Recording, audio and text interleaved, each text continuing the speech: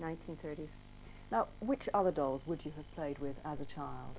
This one, I got her for Christmas one year. She's a Madame Alexander, and Madame Alexander was an interesting doll maker. She was a Russian emigre, and she started with cloth dolls in the 30s, and then when plastics took over, she made her dolls in hard plastic and then soft plastic, and they still make them today. You've got some really miniature dolls there in a very precious golden casket. Tell me about those. Well, these are my most treasured possession. These were given to me by my grandmother when I was 5, and I was visiting her in Oregon, and she was bedridden, and she told me to go over to the bureau and open the drawer, and at the back was a matchbox full of these delightful little dolls. She'd bought them for a penny when she was a young girl at the turn of the century, and she dressed them for her youngest sister. This is a marvellous box set we've got here, complete with birth certificate and little hot water bottle and everything. What's her name? Her name is Amos Sandra, and she's my most beloved doll of my entire collection of dolls. And I received her in 1949, and she's the baby of Amos and his wife Ruby. And it was at a time when we sat around and listened to the radio, and it was a very famous East Coast radio show, Amos and Andy. They were taxi drivers in New York City. And one day the doorbell rang, and it was the post office van, and he had a package for me. And it was at a time when children didn't receive presents except at Christmas and birthdays, and it wasn't either. And I opened it up, and there was Amos Sandra. And this is the original Amos Sandra. She suffered dreadfully during the many years, but she knows all my secrets. And then when I went to a toy fair in England, I found an original, absolutely, even with her $2.98 price tag. The wooden one you're holding there, who made that? Schoenhut. And Schoenhut is my favorite toy and doll maker. And he's most famous for the circus, which I collect here, try and find the pieces.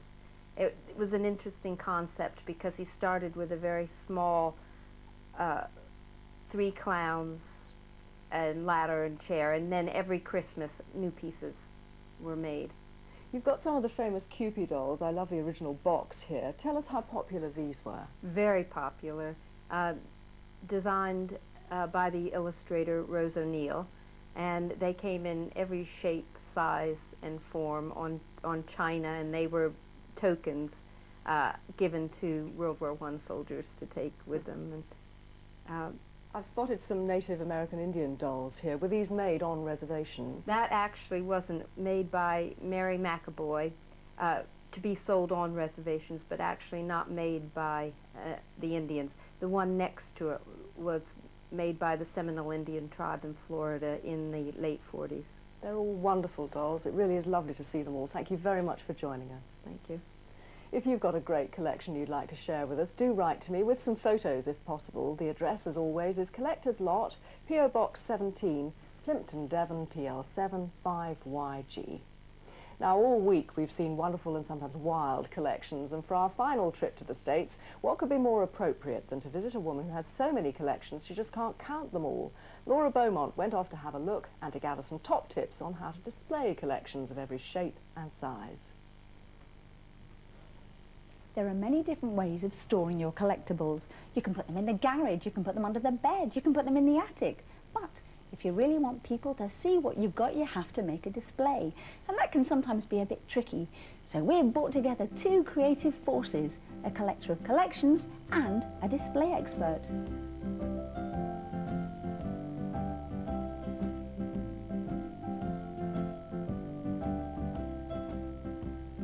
I see something that looks sort of interesting or neat. It just speaks to me, and then, you know, before you know it, I found another one, and then another one. I started, for example, somebody handed me this and said, "What is it?" And I didn't know what it was, and fiddled around with it. And it turns out that it's a folding hanger.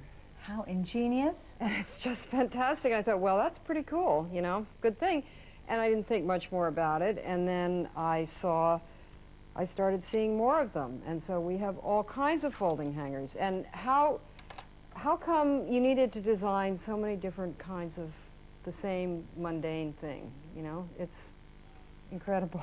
So once you're focused on something, you then can see lots and lots of similar things. You start seeing Yeah. them. And I once went to an antique show, and there was a man named Mr. Zink who was selling watering cans, and he had a whole bunch of watering cans. They just looked so great together. And so minutes later, we were clanking away with a dozen watering cans tied up in purple ribbon to hold them together. And people stopped us and said, "Lady, why do you need 12 watering cans?" It's like, that's not the point, dear. So it's very funny.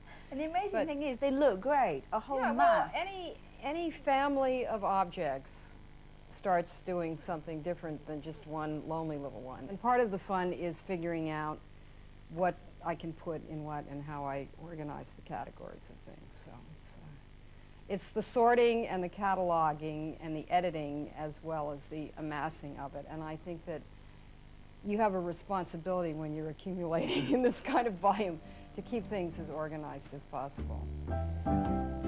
Kathy John Grande is a conservation scientist. She's recently co-authored a book on the best way for collectors to display their collections. So Kathy, have you ever seen anything like this before? Not in one person's house. No, I haven't. I have to admit. It's just fantastic. She has things in boxes, in cases, on top of tables. She's used almost every conceivable space there is, except one perhaps, and that's the ceiling.